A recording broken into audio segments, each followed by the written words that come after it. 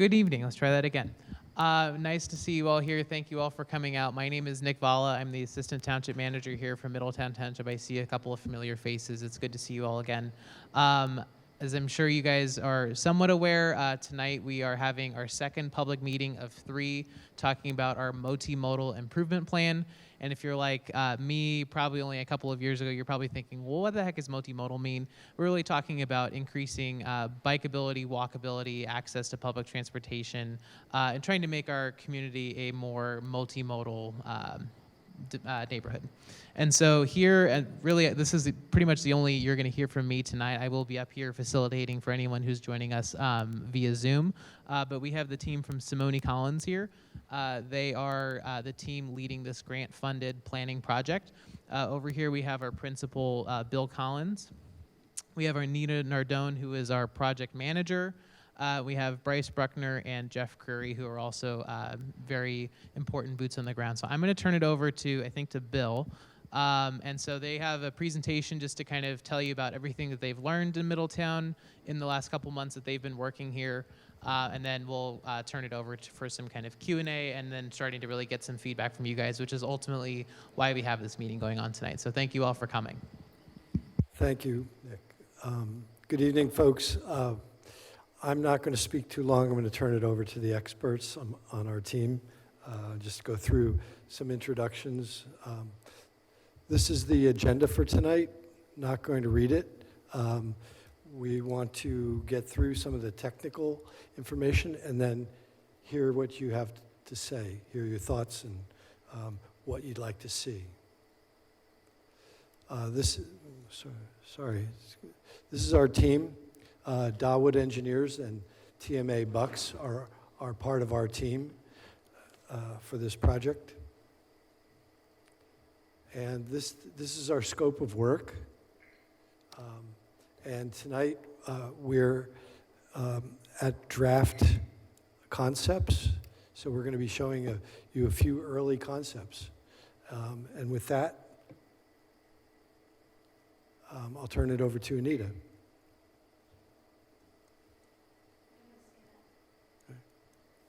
You want a mic? Great. I think better standing up, and hopefully that gets the blood moving. So again, I echo Nick's thanks for joining us. I'm a civil engineer who have joined some very talented landscape architects from Simone Collins. This project, something that is very near and dear to both the supervisors and to the public because it came up as one of the highest priorities, this study, out of your comprehensive planning. And this township was awarded a grant from the metropolitan organization called Delaware Valley Regional Planning Organization. So basically, thank you. This project is being paid by a grant, which is a great thing for you as a taxpayer to know, right? The project schedule, which is up there on the board, we kicked off really closer more to the middle part of February. But the most important part, which is meeting with the committee, doing our work, our analysis, and making our recommendations, and then meeting with you folks and getting the input and explaining it is all going to take us the better part of the next 6 months. But we're hoping to deliver an actual plan to the township, a multimodal improvement plan, before the holidays kick in. Now, once we do that, there'll be another 30 days of public input to the actual final plan. So we always say and encourage that no comment is ever too late. I guess at some point it will be too late, but we still encourage that going forward. This project has a lot of public participation, and I'm going to report on that. Aside from the input that we get from you at these meetings, of course, you've probably heard about the survey and the wiki map. I'll talk about that as well. But we also are going to interview a lot of key stakeholders within the town. Sesame Plate, the Oxford Valley Mall, Wood Services, Bucks County Planning Commission.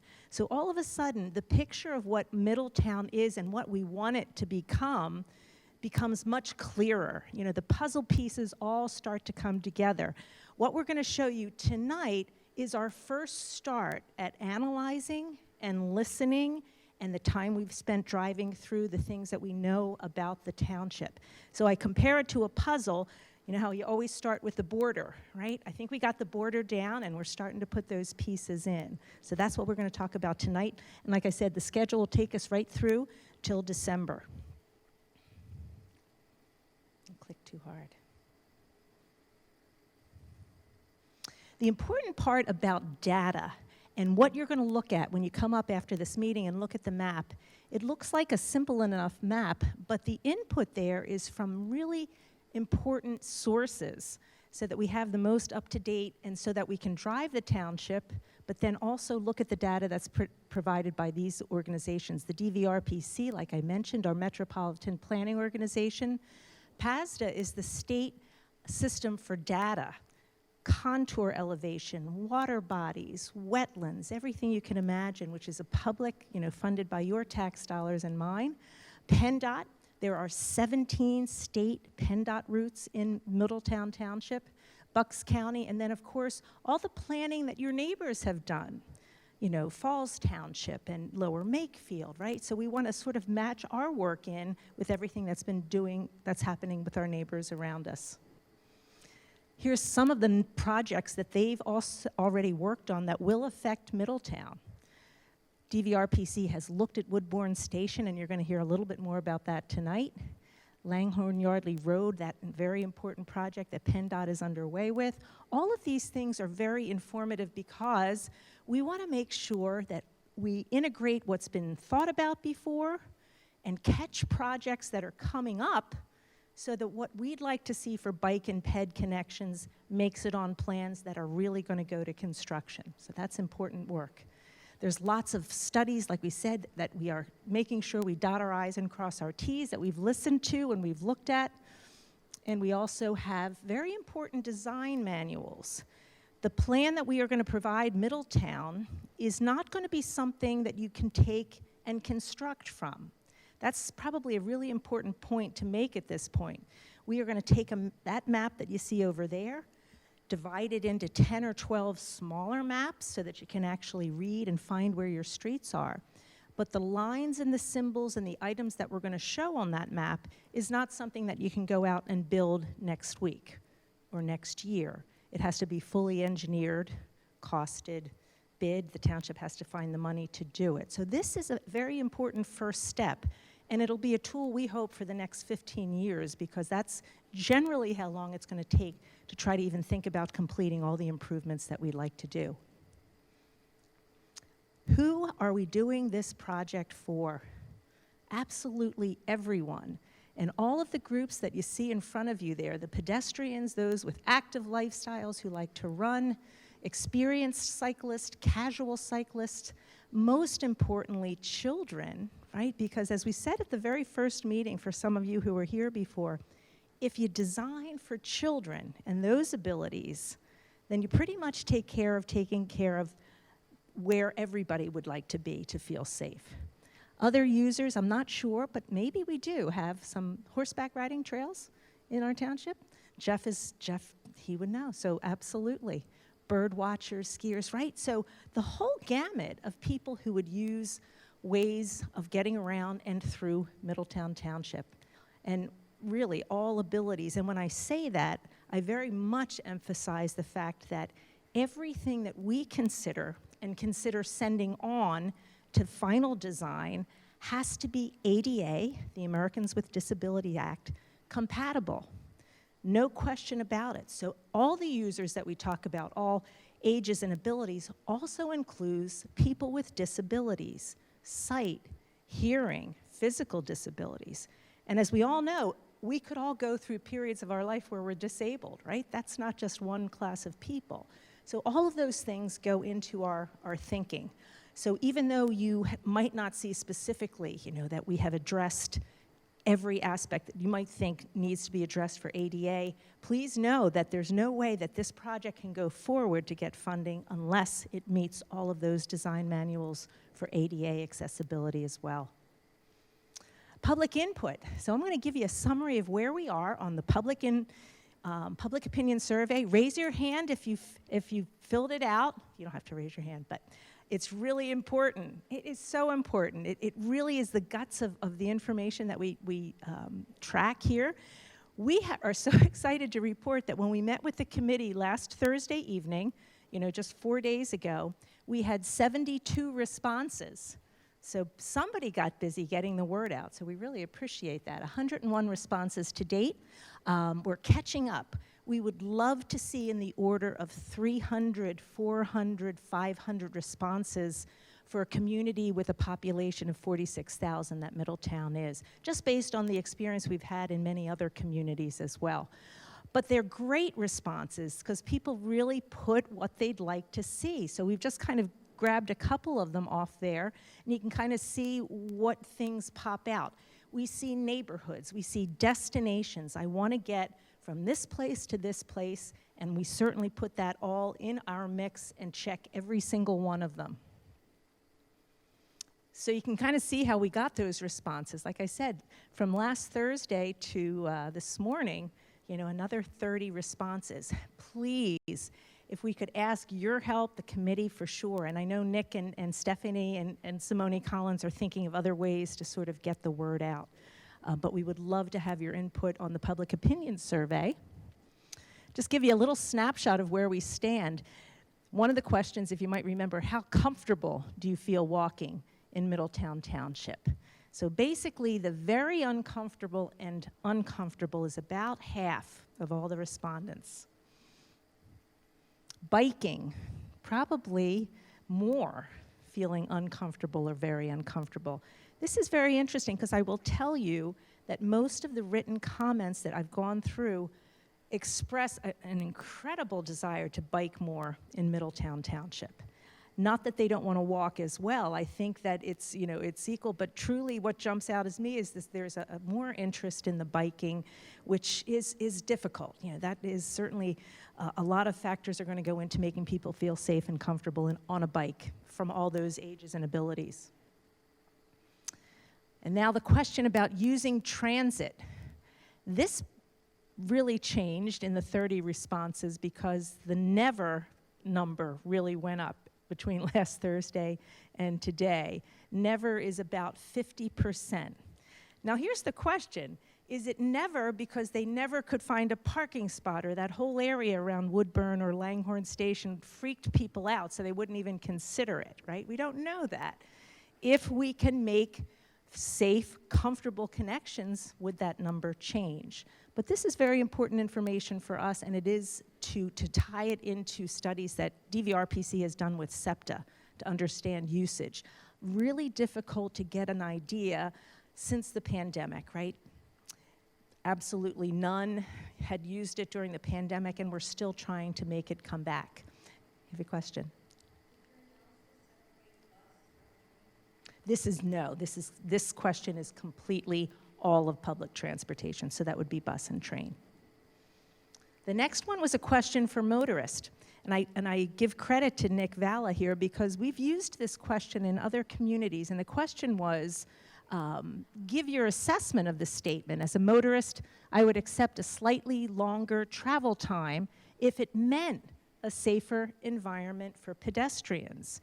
But Nick, kind of helped me craft this question by adding the fact that, by adding more sidewalks and trails, the amount of pedestrians and bicyclists would increase and the number of the cars on the road technically would decrease, right? Which goes to another goal of the township, which is climate, right? And action and reducing the number of singly occupied vehicles on the road. So this number, interestingly enough, also changed in the 30 responses. The no response, when we had it on Thursday, was like 3.8%. So no, meaning they would not like to account, they do not want to be bothered with being slower and safer and taking longer for pedestrians. So we've got to root out those grumpy people. But anyway, it is the question, what's that? Good luck, really, exactly. But that's really what it boils down to. The improvements that we plan certainly makes it incumbent on all residents, all of us, right, the responsibility for safe movement, both cars and pedestrians and bicyclists. The wiki map, I encourage you, if you haven't done this, kind of fun, because you can draw exactly where you would like to go, where you'd like to use your bike, where you would like to walk, right on the map there. You can put an X where there's challenging areas where you can't see your way to the other side safely. You can put dots on where there's a gap. Maybe a sidewalk ends and it doesn't start till far away. So there's lots of information we can gather from the map and actually apply it, of course, to the analysis that we're going to do. To date, we've had 79 inputs to the map, a point or a line connecting places. I go right to the total number. Can you see what the largest number is on the wiki map? Desired bike routes is 20. Desired sidewalk is 18. And then we go right to the challenging areas. So those top 3 kind of show you what people want to tell us. They want to get different places by walking or biking, and they definitely are having trouble doing it in certain sections of the town. This is where we need you. After the meeting, we will have this. During the meeting, we will be taking notes. If you want to come up and show us on the map exactly where you think there's an additional thing that we should look at, we want to hear it. Just another little bit of detail. You can see how the map gives you a chance to literally point to the place where you'd like to give us a comment and give us a comment. Similarly, these are great for us. The software also allows me to download it, in a text format so I can go back and check it with Jeff and Bryce to make sure we've analyzed every area that they've talked about. Some maybe not so feasible, so there might be disappointments to this, but it's a great tool. I really would hope you could help us talk this tool up. At our first public meeting, we kept big boards of the township up, and we asked people with stickies or with a big magic marker to put their desired routes, their desired destinations, and like we said before, the challenges, of which we know there are many. But this process can keep going. Please, you'll see on the agenda that we passed out, on the back is the schedule, but we also have our email addresses. Take a picture. Send me a note. I put my business cards back there. We want to hear from you. So at this point, I am going to turn it over to Bryce. Bryce and Jeff we've spent 2 full days driving through the township and checking different things out. But on the second day, Bryce and Jeff had some fun with some of the people that asked them what they were doing and had the chance to interact. But this one I'm going to pass over to Bryce. Bryce, you don't have to stand up if you don't want to. You'd love to stand up. Okay, sure. Great. For you? Thank you. Good evening, everyone. I'm Bryce Brucker. I'm a staff designer for Simone Collins Landscape Architecture. And before I get to our site visits, I just want to continue on the public input that Anita had mentioned, and just the basic form of public input being conversation. So while we were out on our site visits, we always like to visit the local bike shops. It gives us a good sense of the community for bicyclists and just for multimodal transportation. So we heard a lot of what we kind of expected, Trenton Road and Durham Road being roads that have wide shoulders for large portions of their roadway as possible locations where people bike, and possibly getting bike lanes or some type of improvement in there if we can. And we also heard that most of the riding that happens within the township is happening in the beautiful Core Creek Park, which I'm sure we could all guess. But moving on from public input, we'll just go over what we saw other than our good discussions with the community. And we started our day off here with Middletown Community Park, and a fantastic facility you have in your township. So if you notice on the left, you can see there's a rapid flashing beacon, a measure for people or for pedestrians to cross a roadway with a crosswalk, and it's fantastic what's already there. But then you notice once you pull into the park, there's a trail similar to the sidewalk right at the entrance that doesn't have a crosswalk. So we observed some people zipping into the park, not extremely fast, but fast enough that it's dangerous to pedestrians. So how can we remedy things that are quite clear and almost low-hanging fruit? Continuing on, I mentioned Trenton Road. There's large shoulders on Trenton Road for large portions of it. And I'd also like to take a side note and say, while we were out on this day, we saw a lot of people walking and biking So it's very clear that people are using some of these locations that we are looking at as challenges and opportunities. On the right there, we have Snowball Drive. This is within Levittown.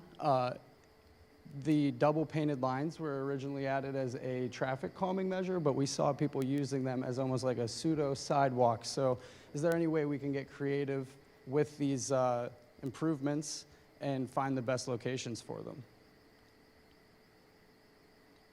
Durham Road over 295. Again, these are all pictures taken on one site visit day. You know, people using these overpasses to connect, they have a lot of width to them, and we could potentially make it safer for people to use these and then actively have more people use them. And then on the right, you see a experienced cyclist using 413 right by George School. And Anita mentioned that we are designing for all user groups. The thing is, experienced cyclists will cycle on the road, and they will cycle anywhere.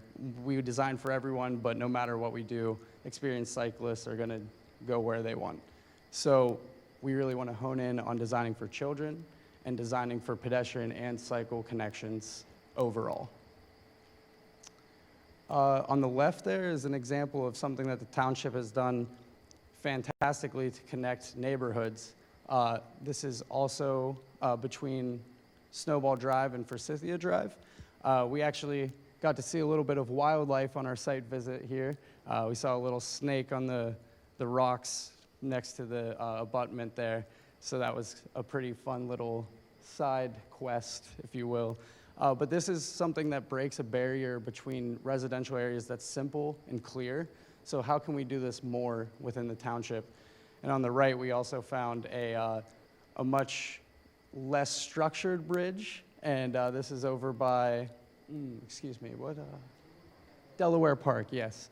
So a connection nonetheless, but how can we maybe get more connections like the one on the left to branch residential areas? Here we see Business Route 1. This road was designed for cars in mind. It was never thought that pedestrians should use Business Route 1. It was originally the connection the whole way to Florida. So when we see it, do we think, how do we take a big ticket item approach to connection, or do we just leave it alone? Do we say this road was designed for cars and it's going to stay that way? That's why we need public input, because we want to find out how are people going to use this if there is an improvement there, and how many people want that improvement. So those are the types of inputs that we're looking for whenever we go out and we find these things and we get feedback. On the right, opposite to Business Route 1, is Core Creek Park, which is the opposite of being designed for the car, designed for people. Doesn't mean that it shouldn't have some type of improvement. If we get a bunch of feedback that says, this is what we want to see in Core Creek Park, and it's feasible and it makes sense and it plays into the bigger picture, then by all means, Core Creek Park can have improvements. Going back to that same area around Snowball Drive and Forsythia, this is Forsythia Crossing. You can see what is a crosswalk, but not piano keys, which we call them, the typical crosswalk paint. But not only that, but there's no connection to a sidewalk with these crosswalks. So when you find things like this, how can you play on them, use the existing situation, and potentially make it better? On the right, that is exactly what has been done, something that is already working well. Can we utilize this again? This is a speed bump that is going nowhere. These pavers were in the ground, and they have been there for a long time. And it is right by, sorry, Jeff, can you help me out again? Is Forsythia Park? Yes. We actually had our lunch in Forsythia Park. It's a nice community park. And while we were having our lunch there, we watched this traffic calming measure, this speed bump, slow down every car that passed it, and it works. So kudos to what's existing in your township. And I don't want to seem like a downer in pointing out what's negative in the township, because there's a lot of great things. And this is just a slide that shows just that. I had pointed out other good improvements that already exist. Here are brand new sidewalks and sidewalks being used by township members. So we know that people are using them. How can we get more of this within the township? So moving on from that site analysis, we'll look at our, moving on from those site reconnaissance photos, we'll go into our site analysis mapping. And the first thing I want to bring up with this is Strava. So Strava is an app that allows active lifestyle and athletes to map their running and cycling routes. And this is super helpful to us because they put that data out as a heat map. So the red is the heavy used areas and the blue are the lighter used areas, and the different shades from blue to red. They let you know where people are running and biking, and they update this constantly. So the level of stress traffic from DVRPC, this is a tool that incorporates current improvements and current speed limits on roads and just takes in a whole bunch of different elements and then determines which roads are able to be cycled on safely. So when you see most people there with the green, that means that most people would feel comfortable cycling on that road, where the red is only a strong and fearless rider, like the person we saw riding on 413 would feel comfortable riding. And I always like to point out on this slide that because it is based on certain criteria and not necessarily usage, you'll see things like 295 and 213 labeled as strong and fearless. I will let you know that no one is riding on those roads. It is illegal. Don't do it. Continuing on, Anita had mentioned working with surrounding townships and just surroundings in general. We've been referring to the hole in the donut. Obviously, your township is an odd shape with Langhorne Manor, Pendel, and Homeville. How do we work in a way that those townships play into the plan?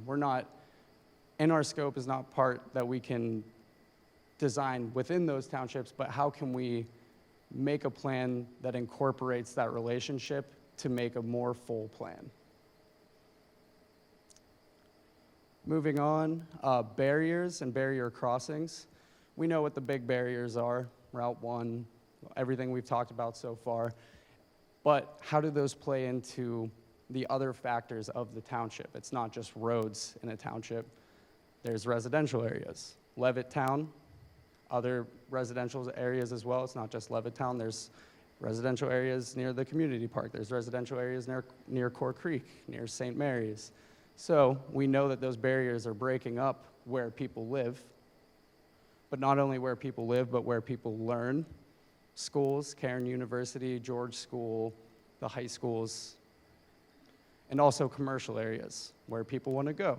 The mall.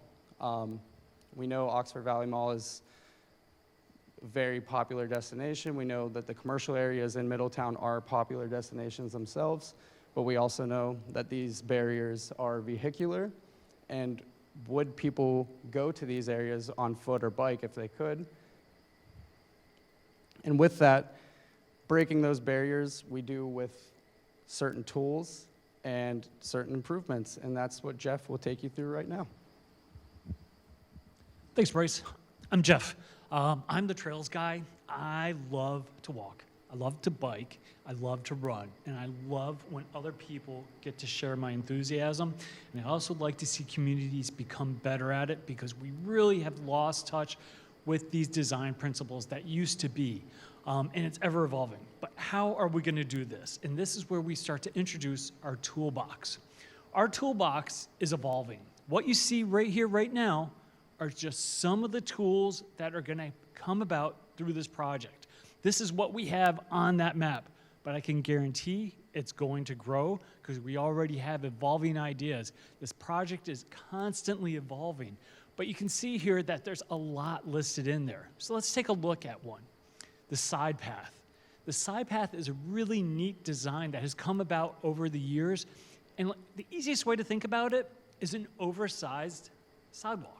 It's wide enough for someone to ride their bike and someone to run on it at the same time. It's really convenient. We have run out a lot of rail trails, and so now the side path has become the really neat, hot design item. And of course, the backbone to this project, sidewalks. Really simple, really easy, but yet gaps still exist within townships. Every township in the United States has it. Even if you are in the most walkable city in the United States, and Philadelphia is now ranked as one of the best, they still have sidewalk gaps. So let's fill those gaps and connect those sidewalks. Taking a look at crosswalks, another really simple, basic one out there. I like to deal with a couple basic ones. Using continental striped crosswalks, so it's very visible. So you are announcing this is where someone is going to be in the road when you're driving by. You don't want little thin 3-inch painted lines. You want big, thick piano keys, so it's very noticeable. And then some other ideas that we like to throw in there, speed cushions.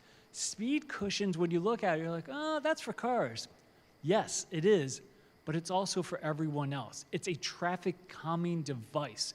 When your road is marked for 25 miles per hour, but yet people are going 38 miles per hour, going up to 40 miles per hour, that brings the comfort level down lower. That's somewhere, a road that people don't want to ride on. And this is a spectacular device because they're designed for you to go over 25 miles per hour. But if you need an emergency vehicle to go through there at high speeds, it can. And it also allows cyclists to go through there without even having to traverse it. So how this works, this road is Any Road USA. It's so common, we see it everywhere now. It's a road that is designed for cars. The pedestrian has been forgotten, the cyclist has been forgotten. But what can we give them to have an accommodation for both? Well, the side path. You look at the side path and what, as I talked about earlier, it's an oversized sidewalk. It really allows children to be out there, allows adults to be out there. It's a really great use. But you need to connect to it. So how do you connect to it? Add a sidewalk. You're going to start having these connections into the side path because you want the neighborhood to be able to walk over there. You want to be able to take your dog on a nice long loop, or even better yet, you just want to go out and run a 5K at night. That's how you connect. But you got to get across the streets. So you start putting in crosswalks. And then once again, you want to slow the traffic down because that road is straight, flat, and people are flying through there. Let's bring the traffic down to 25 miles per hour. So maybe let's implement speed cushions. So now we're going to take a look at the initial concepts. And when I say initial, boy, do I mean initial. This is kind of like the pre-draft initial brainstorming. And that's what's on that board right now. This is going to change. This is the catalyst to jumpstart people's ideas, where they want to go. If they see connections that might be missing on there, or other ideas, missing neighborhood connections. And what it looks like right now is a lot of line work, and it's a very fine map with lots of detail, and it has to be that way. And what happens is this map gets blown up in the final report. All these pages come together by 11 by 17, all tiled so you can see it clearly and start to read what it is. And you look at all the emblems on there and you look at it visually and you know, oh, that's a sidewalk toolbox item, or that's a side path. And that's really what we're getting at. Taking a closer look here, you can start to see we mapped out the existing sidewalks. We have the open space, ag secure properties, township properties, and other institutional places like schools, destinations. Where are we connecting to? What neighborhoods do we want to get to? Looking down south, you start seeing a lot more sidewalks. You see Levittown put in some areas of sidewalks, but yet you look in some other areas like Forsythia and Snowball down there, they're missing sidewalks. So we got to think, can we correct that? Will we be able to? Taking a look at sidewalk gaps, let's move on up to Middletown Community Park. It's a really great park. It is a big destination. What great facilities that's there. People love it. In that park, it screams loved by the community and loved by the township. But how do you get there? Do you have to drive there every single time? Could you walk there from another neighborhood? Well, if you look at that picture to the left right there, there's a small sidewalk that's starting to get overgrown by Phragmites. And now it becomes a gap. And on the other side of it, there's another sidewalk. So let's connect those sidewalks together so people on that side can walk down to that rapid flashing beacon that Bryce was showing earlier. Now, inside the park, it could be a little bit better for connectivity. We take a look at how can we get over to Village Road? Well, we could put a multi-use trail in there. Multi-use trails are so popular. Unfortunately, we don't have a lot of room within this township to put in multi-use trails. We don't have abandoned railroads. In fact, you have an extremely active railroad, one of the most we've ever encountered before. And from what we're hearing, the commerce on that railroad is untouchable, and we recognize that. And no, we will not propose an at-grade crossing with an active railroad because it's not worth our time or money, because the chances of us being able to get to push it through are very slim. But other small multi-use trails could really be fun, especially when they're connecting to other pieces. So let's take a look at Community Park from an oblique. So currently, there is a side path network going to it, but it turns into a sidewalk heading over into Lower Makefield. If we could connect that side path, head east, you could connect into other townships, networks. Now you're starting to have a great bike ped network within this whole area, so you're not dependent upon the cars. But then we take a look at Village Road. Village Road has enough room for a side path. Could we expand it and serve that so it could get over to Core Creek easily from that back area?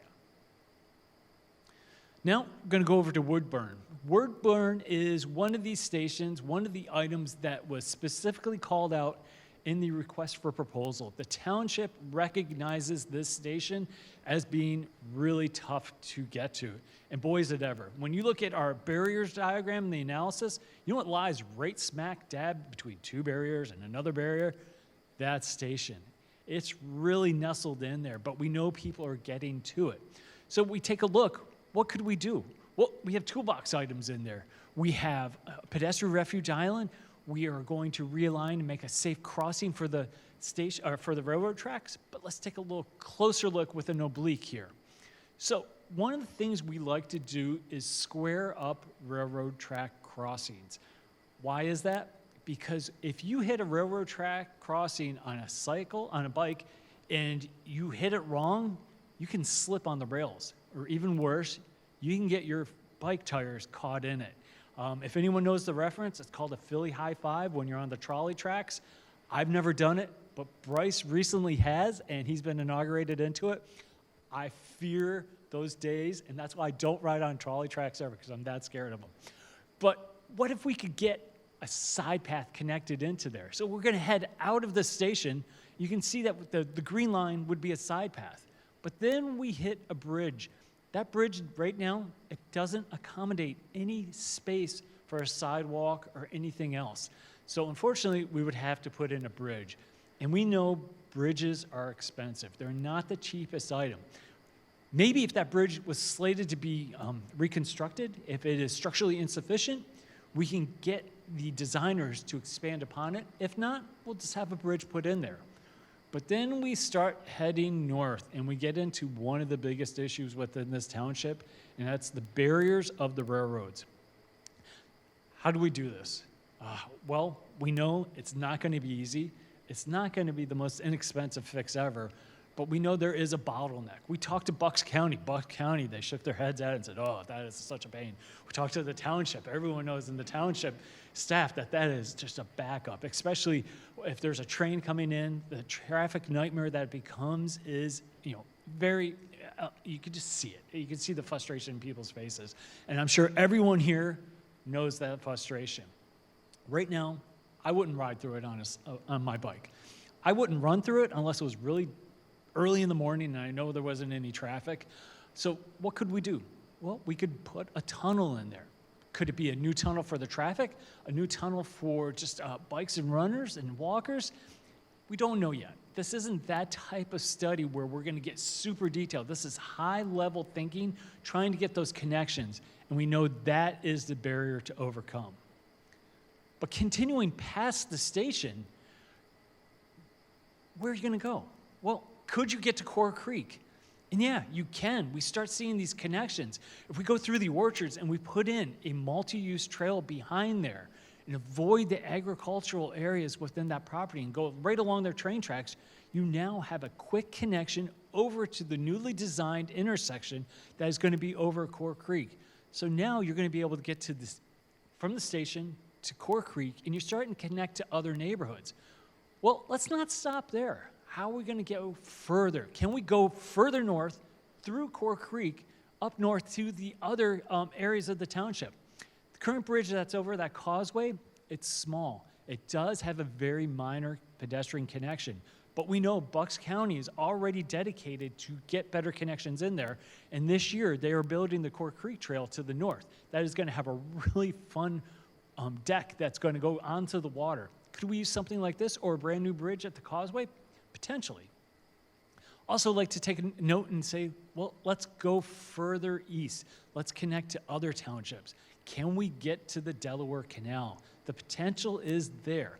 Even though our project scope stops at the township boundary, we like to look behind that boundary. We like to see what else is out there, get those connections to adjacent townships, have other, long, ambitious ideas to maybe get a trail to the Delaware Canal. Because if you get to that canal, boy, your ride could be so long and it could be really special. If anyone's ridden on that canal trail, it's spectacular. It's so peaceful.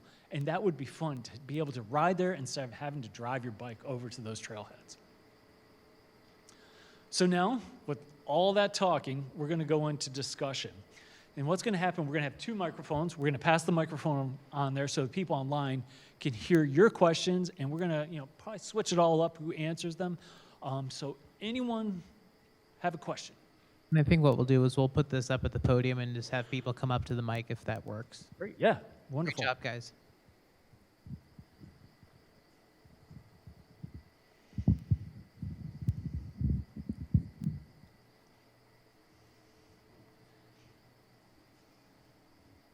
Hi, everybody. My name's Mike Moran. I answered your survey and with personal questions. Can everybody hear me? All right, I don't need a mic. If people online will want to hear you, so you're probably going to need to move up a little bit closer and get that mic in there, because I can't hear it coming out of the PAs. So that mic will be live. Okay. Perfect. You can hear me now. Yes, sure can. Thank you. So, basically I was concerned about this idea of safety, which is what this is all about. And I have my concerns about what I see in my neighborhood and in other neighborhoods as well. I've been a Middletown Township resident for over 40 years. And I know that they go to a lot of trouble to put in those little curbs. They knocked out the big curbs and put ones in so that people can access the sidewalks that we have. Curb cuts. We have sidewalks. They've done a nice job doing that. And I appreciate that. But one of the concerns I have is that I see too many people parking their cars on the sidewalk.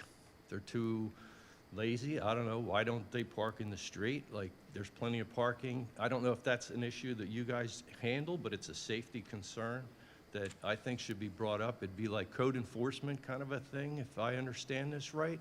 That's the key word right there, is enforcement. Yes. That's truly an enforcement issue. It should not be done. Why it happens, Well, I don't know. Okay, so that might be the part, is that people might not understand that that is what would be considered a good community, understanding. That, and I also see a lot of these nice crosswalks that you have. You go to the mall, and here's the yield sign, to the pedestrians. Well, why don't the pedestrians go to that instead of just running across the street? I think that an education thing should be made again with the public so that the safety works, I mean, you would anticipate a person to, be walking at this one designated area. Again, just the confusion and maybe the education of the public should be really a big part of what would make this be safety. So Yeah, what you're describing- Whose department is that? I honestly don't. Jaywalking, it's illegal. You can't do it. Right. You can get ticketed. It's an offense that has to be enforced by the township police. Right. Unfortunately, I can't design for stupidity. Yeah. But you Okay. got to expect eventually someone's going to jump out in front of traffic and cause an issue. And we don't want that. We really want to give safe facilities for people to cross at. We want Well, you're saying we, now that's the point here. I'm not sure if I'm talking to the right people, or I should bring this up at a different place. You know, I'm not trying to put this on you. I'm not trying to put this on you, Jeff. Honestly, it's just, where would I, you know, bring this out to the people? How can the public be understanding of what it is that it would be safety? Okay, I mean, I wrote a few things, light signals. We actually have new lights that are out in our intersections and stuff, and some of them, you can't see if it's red or green until you get under it. So adjustments have to be made. Again, is this you or not? This is safety. You know, I see it's like an epidemic. I see people blowing red lights all the time anymore. And I mean, I've never been so more aware of, like, you know, before I go, it's green. Am I looking to see if somebody's blowing a red light? Okay, again, this is called safety, right? You have to, you know, understand defensive driving, which I've, you know, always practiced for sure, but always concerned for other people. This is what I'm saying now. This is why I'm here today, to say, hey, where should I go to try to bring this out as part of a safety concern? You know, just stuff like that. I mean, simple stuff. The public needs to be educated. We got to all be on the same page about what we understand safety is, so that it works for everybody. Right. Okay, so that's all. I just wanted to throw that out there. Well, you're in a great spot for that to happen Hey, because Jeff, I can jump in on this one a little bit too. Sure. So a couple things I wanted to mention. So you are in the right place. This is, you know, obviously we're trying to tackle a lot of different angles through this project, and you know, I would love to chat with you offline, because it sounds like there's some other things we might be able to work through outside of this plan too. But you know, you bring up a really good point about a lot of the facilities, amenities that we have out there aren't intuitive. They aren't natural for, you know, someone to use them the way that, you know, you or I or the average person. And you know, Jeff said it very well. I certainly couldn't say it. But you know, not everybody has the same level of intuition that, you know, a lot of us in this room might. And one of the other big factors at play is that, you know, Middletown has been around for a long time. A lot of the amenities, a lot of the facilities we have been around for a long time. And the big thing to recognize is that the standards that govern how we create those amenities change. And so the same way, you know, I think to Jeff's point, how we make a crosswalk now of having, as he called it, the piano keys, kind of the, you know, several bars going across a roadway, is different from how it was maybe 20 years ago, where we, you know, he showed the example of just kind of the lane, so to speak. And so we do everything now whenever we're making, you know, new amenities or revising existing amenities. But just know that that is a big barrier that we face here, is that a lot of the facilities that are in place, you know, to a certain extent, I don't want to say our hands are tied, but we're limited in what we can do. But just know that as we are going forward, as we're making new investments in the community, that we are following our current standards. Another important thing that the team mentioned here is that they're talking about kind of 10,000-foot solutions. They're talking about, you know, different things we might consider to implement. The way that, you know, this plan will ultimately work its way into seeing improvements in the community. The township has a traffic engineer, and as opportunities for funding become available, we'll actually be working to engineer. And so actually creating, you know, Woodburn Station is a great example, and actually taking their ideas, the recommendations, and working with an engineering team, actually putting pen to paper, you know, what are all of the standards, criteria, and regulations in place that we have to follow to actually create a solution that is effective. And you know, a big consideration to that is how do we actually make those things intuitive for people to use. That way we are reducing the chances of people jaywalking or doing things that they shouldn't be using, or not using the amenities with the way that we want them to use them. I did want to ask the question, the parking on sidewalks, where are you seeing that? Because that is something I do want our team to look into a little bit further. Right, I understand sidewalks are considered a public access route. All right, I looked this all up, and I talked to some people at the township, and it's against the law to block a public access route. So, I mean, you drive down any street that has a sidewalk, and it's not like everywhere, but occasionally you will see somebody, and, you know, every night they'll park right and block sidewalks. I have neighbors that walk their dogs and kids, you know, on their bikes. People push strollers. It's very active where I live. And I had to bring it up to my neighbor that I thought that maybe his friends, you know, when they all come over, I don't know where they came from, but don't do that here. So all I, try to put it out there. It's a safety concern that I have. I might have not got over really popular with the guy about it, but I don't care. It's about my concern for the kids that are in the neighborhood, the people. You put these nice ramps that they can cross the street and get onto the next sidewalk, but what good is that? So that again, the education of the people have to be. Is there a committee or someplace that does educate the public that way? I mean, it's just a sign. I can jump in here, Jeff, if you don't mind. Yeah, I Mike, mean- you're absolutely right. Education, the scope of this is, and one of the questions you probably saw it in the opinion survey is, Yeah. you start looking at those symbols, and many people don't know what they mean or what it means as a motorist when you approach them. So there really is a need for education. And Nick and I, we spoke about this, that what is the best method? There is a question in the survey. What would you do? And a lot of people responded, well, they think they're educated enough. But that's still, we can produce, the township can make available educational, just little short clips so people understand, okay, I'm a driver and I see these painted lines, and what if someone's walking in it or biking? What's my responsibility as a motorist, and what's their responsibility as a person in those lanes? We both have that shared thing, like you said, and it bears, that's an important concept, Yeah. As Nick said, I mean, there's a lot of old places, we're used to doing things, we're creatures of habit, but go paint a beautiful protected bike lane, and what does that mean if I'm driving a car near it? Most people say, so we call attention to it because it's something new. Maybe people will slow down. But your point is extremely well taken. The shared responsibility to educate yourself on these new items is definitely a part of this. It's Yeah. going to be part of our recommendations. And I think it's great, all this access that you're, trying to work in for all the people, and there could be more and more people out there as this works the way you anticipate it. And all those people need to understand, really what's right. Okay, so that might be something to work out somehow with another sign or whatever you guys do, So that's fine. I just want to let you know that I'm concerned about this and, Thank you. Appreciate it. good luck with your plan, okay? Thanks.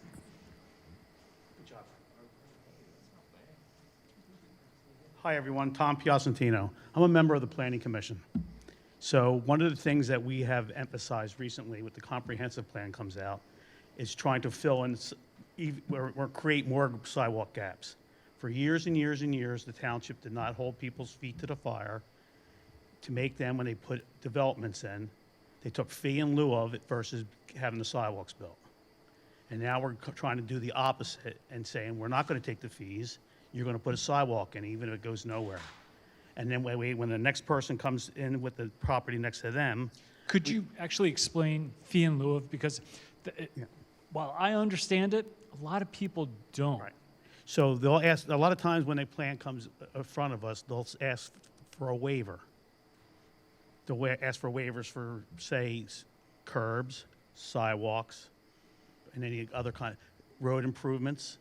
And what they'll do is they'll come up with an amount that they say this is what it would cost to put the sidewalks in. We'll just give the money to the township, and the township can use the money any way they want.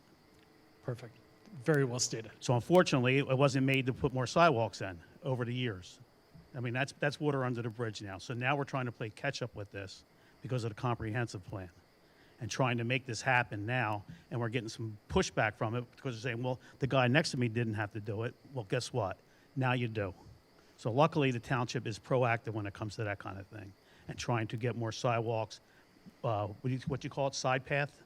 Yes, I just call them bike paths because I'm a biker. that So, works. a bicyclist, not a. I'm biased too. I understand. So another thing I've noticed, and it goes back to what Mike was talking about with safety. I go through Core Creek on a regular basis. I try not. I don't like riding my bike to Core Creek because the roads aren't that safe. They're narrow. People don't want to share the road. But I noticed that people don't walk against traffic and ride with traffic. So I think a perfect example of teaching people something like this is and I don't know if you have any pull at the county, but this is a good place to start, is to start putting some signs up for people, because a lot of people like to walk on the road and not the path, because the path doesn't go as far. So they're trying to get from one part of the park to the other park, and there's no path. There's only a road, and the road barely is wide enough for two cars to go next by each other. So then you have to stop or drive on the wrong side of the road, and then you have a car coming or a bike and people walking in the middle of the road. And so I think some signs at the park would be a big help, because a lot of people are using that park. Yeah, I've noticed that park has a lot of disconnected trails. Right.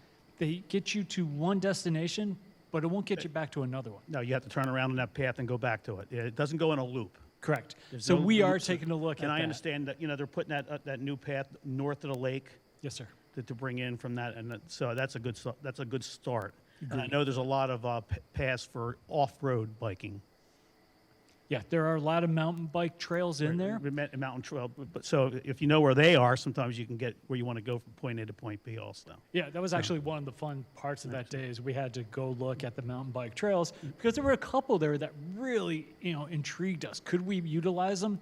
And a lot of them were really steep, unfortunately, in there. I thought it was going to be a flat, level area. No, No, I they're was not, yeah. mistaken. So we won't be able to use all of them, but we are taking a look at a much better network within the park itself. So, and then one last thing I noticed, you had on an inset on one of the slides, there was a dotted line. I tried to go on the map to draw a picture. And I tried to go from point A, which was the entrance on Tollgate Road to the park, to my neighborhood, which is on the other side of Stone Farm. And it took me on a diagonal across the farm. And I tried to follow that path, and it didn't work. That's good to know. And I saw it on the picture earlier. Yes, that is. And I had a hard time. I couldn't get it to go from one street down to the corner to the next. So it just drew me a line like on an angle. So I'm the one that did that. I'm sorry if it messes anybody up or somebody tries to go through there and it finds there's no path there. The concept is there, and that's I what understand. really counts. Yeah.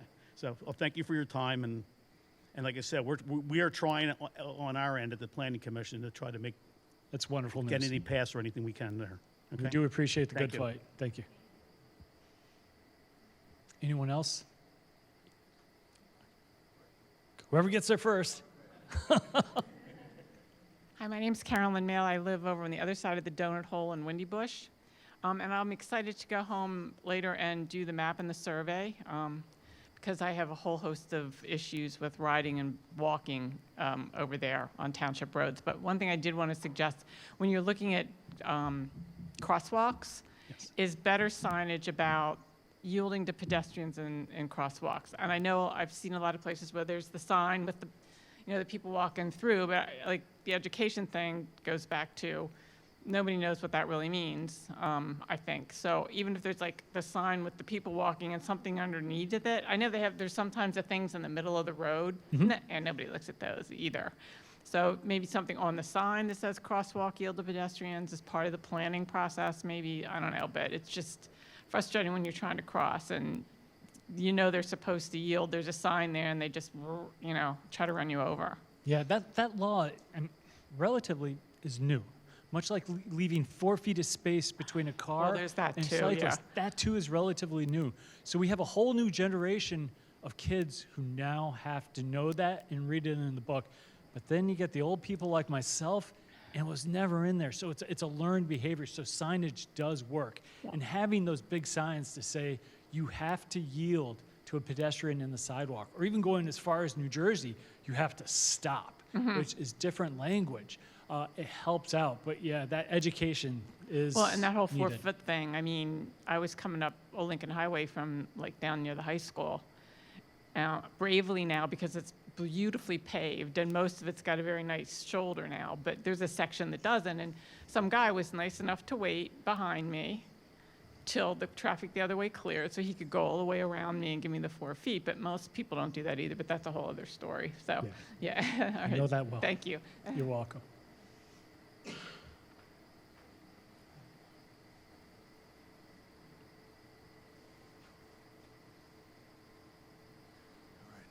Hello. Hi. Thanks.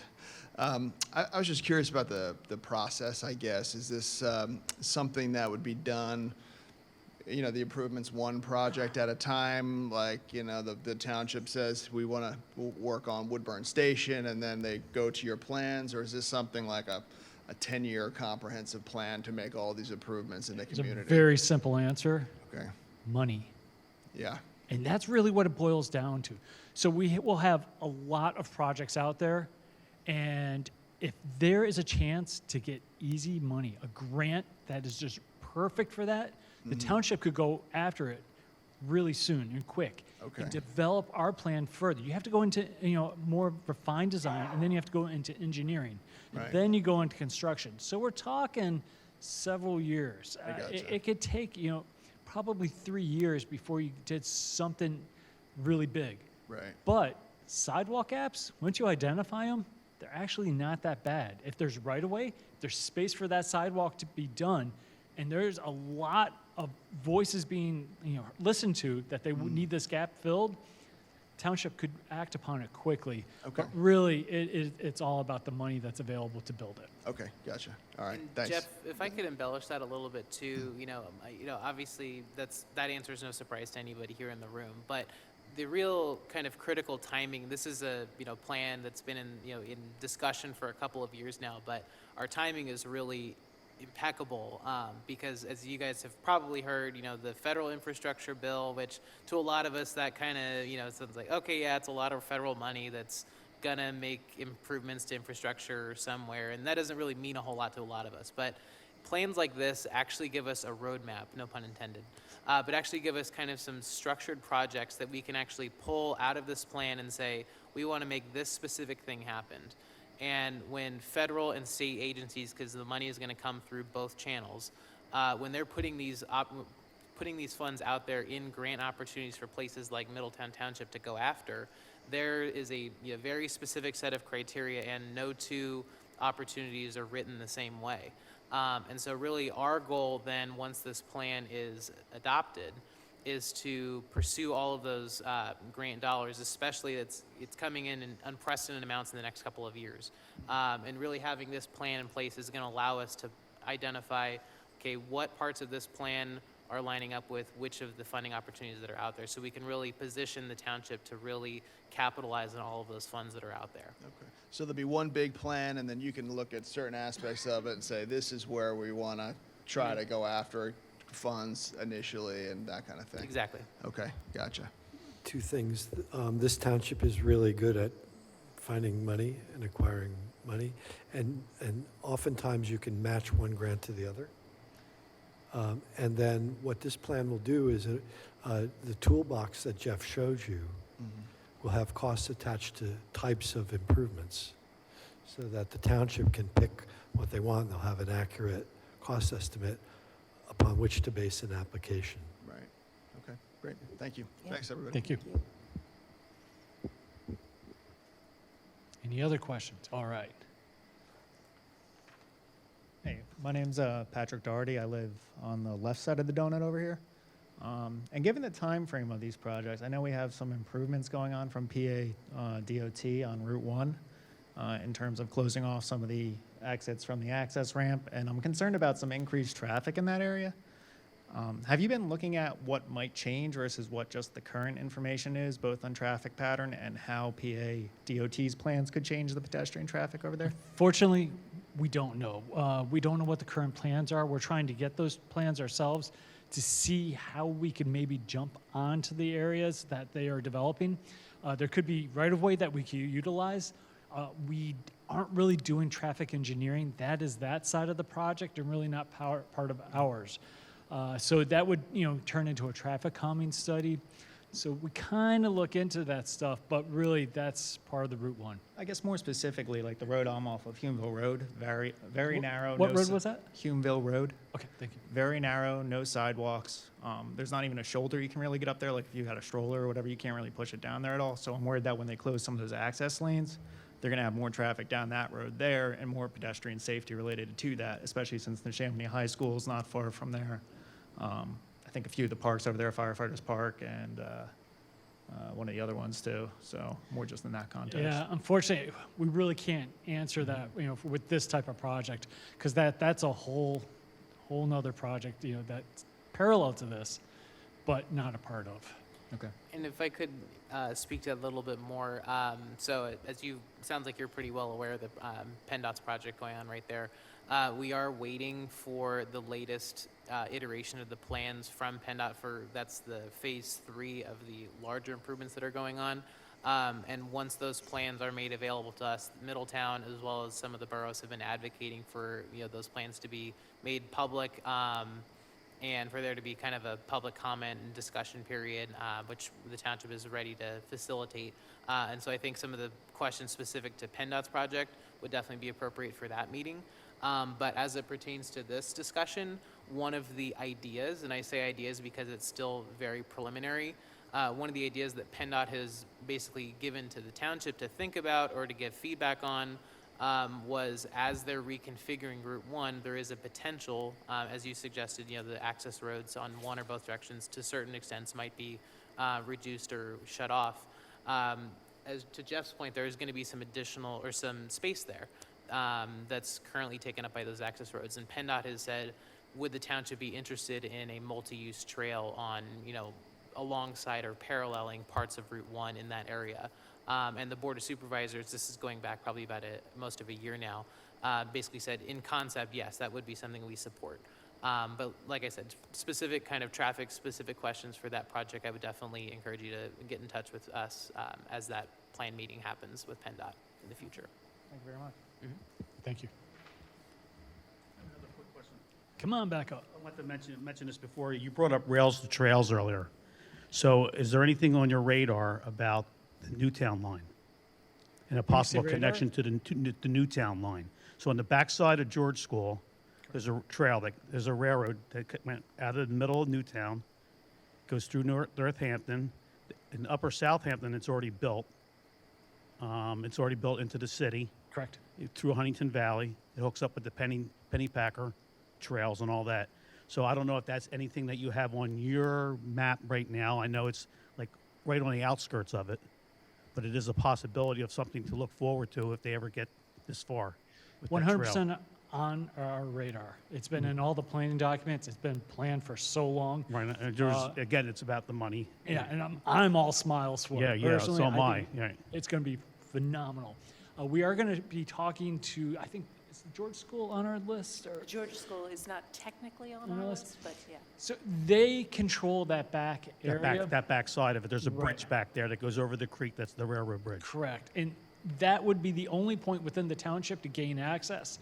So it's one of these things. It's a school. Schools do not like to have public access going through school hours to other facilities. I get it. Yeah. I Understandable. get it. Yeah. Yeah.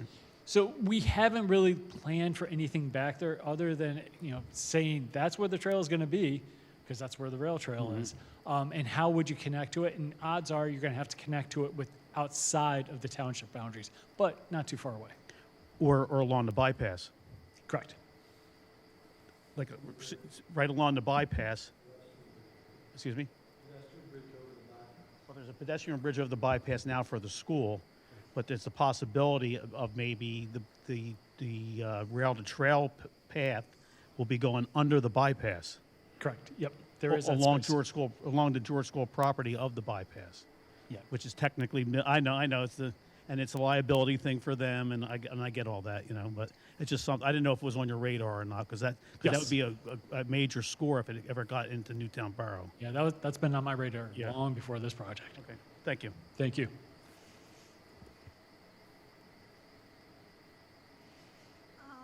Hello. My name's Tanya Stazeski. I live on Playwicky Street. It's right off of Brownsville Road. And I didn't know if anything was slated for Brownsville Road as far as sidewalks or what have you. So are you familiar with Brownsville Road? Unfortunately, I'm going through my Okay, when brain you to go out of think- remember. Langhorne, going towards Feasterville, you get to the Dunkin' Donuts on Maple Avenue, and you turn left. That's Old Lincoln Highway. If you take that straight, you'll run into the Chamonix High School. Correct. Before you get to the Chamonix High School, Brownsville Road starts, and it goes all the way down through crosses the Chamonix Creek, and then goes into Feasterville to Street Road. That's how long, it's a short road. So I was always surprised, given that there's no sidewalks leading to the Chamonix High School, other than just the immediate area. And Brownsville Road doesn't have a sidewalk, except there's a community center, a community park there. There is the bridge that invites children to fish off of that bridge. Fun.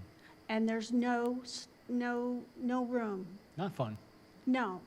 And once you cross the bridge, your first street, Creek Road, there is a community swimming pool right there for the community. So that street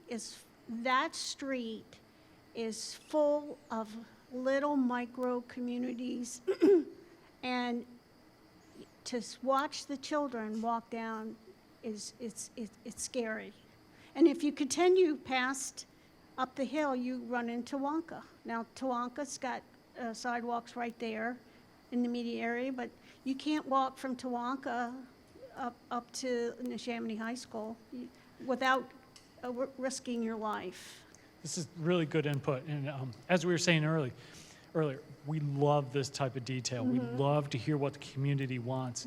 I can't remember offhand if we have anything in there because this is such an early plan. Sure. But Bryce is hammering away on the keyboard back here. Yes. And I know he's putting notes. Jeff, we got to look at this. Well, I've solicited PennDOT. They're going to replace that bridge. It's slated to be replaced. Okay. It actually should have been done already. For some reason, it got hung up.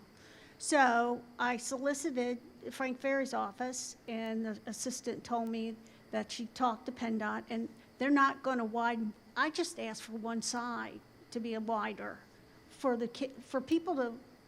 I have a marathon runner on my street, and she's like, Brownsville Road, you get killed on Brownsville Road. If they go too fast, it's 35 miles an hour. That should have speed bumps. But what was I going with this? What PennDOT, when you and I had discussed it earlier, Tanya, Yes, yeah, that yes. PennDOT And would replace it in kind with no upgrades. they said they to were the only bridge. following the parameters of the bridge and the road, because they're redoing Brownsville Road too. Okay. I don't know how far. I don't know if it ends before it goes into Feasterville or what. But that place is just full, as Middletown Township with micro communities. And this is a major artery, and it's scary. It's really scary. One of the things we found out in this area is just how old these roads are. Sure. They are so old. Trenton Road, when you drive down it and you really keep an eye out, you see that these roads are going back hundreds of years. And unfortunately, old roads mean narrow right-of-ways. Back before the car, when it was horse and buggy, you didn't need that much width. And now we have maximized the road right-of-way and gotten rid of the space for sidewalks. So it becomes even more difficult to gain that precious space back or acquire right-of-way to put a sidewalk in. So these projects do become more and more difficult, especially on the old roads. But we will take a look at I it. would think you could go one side. I've seen communities that have sidewalks one side. Yeah, often we like to propose just one side of the Sure. sidewalk so you can get across to it. Because doing on both sides, it's not cost effective. No. Sidewalks are actually pretty expensive in the grand scheme of things. So we like to make a network before we have them on both sides of the road. Okay, thank you. Well, thank you so much.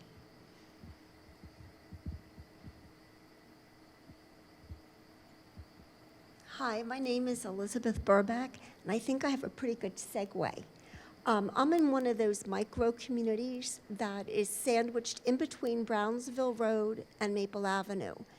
I believe the development is probably about 40 years old, and most of those micro communities are at least of that age. There are no sidewalks, but yet there are some community parks around. I believe you mentioned the one off Brownsville Road. I don't remember the name of it. Simmons, yes. It's got the basketball courts. And then there is the Detective Christopher Jones Memorial Park off 213. Even though my community is adjacent to that park from the back, I have no access to it. So I have these narrow little roads to walk that get me nowhere. I don't live in a community that I can walk around the block. For me, walking around the block is taking me to Brownsville Road, which you cannot walk on. So access to that park that's there is so important. In fact, in my backyard, the back corner of my property is right adjacent to the park. Can't access it. So having an access point off Clearview Road would allow so many of these little micro communities around me to access that park. And once you get into the park, you walk through the pathway to the Macadam Loop. Right And on then- Clearview, you said, correct? Yes, yes. Okay, So great. that would be really important to us. Wonderful. We took those notes down, but afterwards, if you want, mark up that board. We'll have lots of pens. Just draw a line on there. It doesn't have to be artistic. It doesn't have to, work well. It just has to communicate. Look here, and we will do that. Okie doke, thanks. Great. Paul, did you want to step up? Okay. Any others? Don't be shy. We are on a roll of really great information. This detailed information around the neighborhoods is very valuable. So if we don't have any questions, I'm going to pass Jeff, the present. I have a good comment from one of our participants online. So this is one of our representatives from our Human Relations Commission. He's looking at the area of Humeville Road and Lincoln Highway near Parker Street. So this is kind of like right on the corner of Pendle Borough, for those who might be familiar. So it's very dangerous for pedestrians going along the highway to Rita's Pendle Bowling. He's a wheelchair user and basically doesn't feel safe accessing that area. Yep, he's made that comment before. We took a look at it. We're continuing looking at that. Really, we appreciate your input, and especially if you want to ask a question twice, we have ears. We will listen to it. And when you feel passionate like that, we really love that extra input. And another good comment from David, who is another representative from the Human Relations Commission participating online. He agreed on some of the Brownsville Road comments. Said need to have walking, wheelchair, biking access to the high school along Brownsville, very busy, vital street with small businesses, micro communities. Great. Appreciate that input, especially coming from online. All right, well, I'm going to pass it over to Bill. Bill's going to wrap up the presentation. We aren't going anywhere. If you don't want to speak up in front of people and you just want to speak to us, please do and stick around. We'll be here. Thanks, Jeff. This has been great. We'd like to invite you, if you haven't taken the survey, to take it and then introduce that survey to your friends or family. You saw the graph that was there. We had a spike of about 30 people who just took it, which was probably a 45% increase, right, between our committee meeting last week and this week, and it really makes a difference. And I don't know what the reason for that was, but what we did was at the committee meeting, we encouraged everybody to reach out to other people, and I'm thinking that's what happened. It just rippled. So if you haven't taken it, please take it yourself, and then pass on the link to your friends. And then there's a steering committee coming up. That's the next committee meeting on August 29th, and that is the committee that helps guide us, and they're going to be reviewing the draft improvement plan. So you saw little beginnings of ideas that the team has been working on. By the end of August, our work will be to a place where we're going to want to get input from the committee.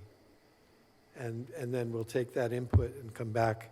And the next public meeting, I don't think we have it up here, but it would be in September, right? Right.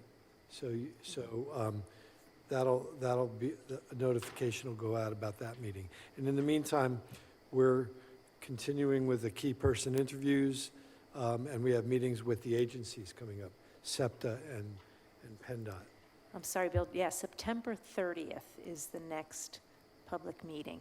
But on the agendas that I'm going to encourage you to take, there's a project schedule that has all of those meeting dates and times as well. So you can kind of check that out. But I think, yeah, September 30th. So. And this is our contact information. Please reach out to us anytime. Send us an email or give us a call.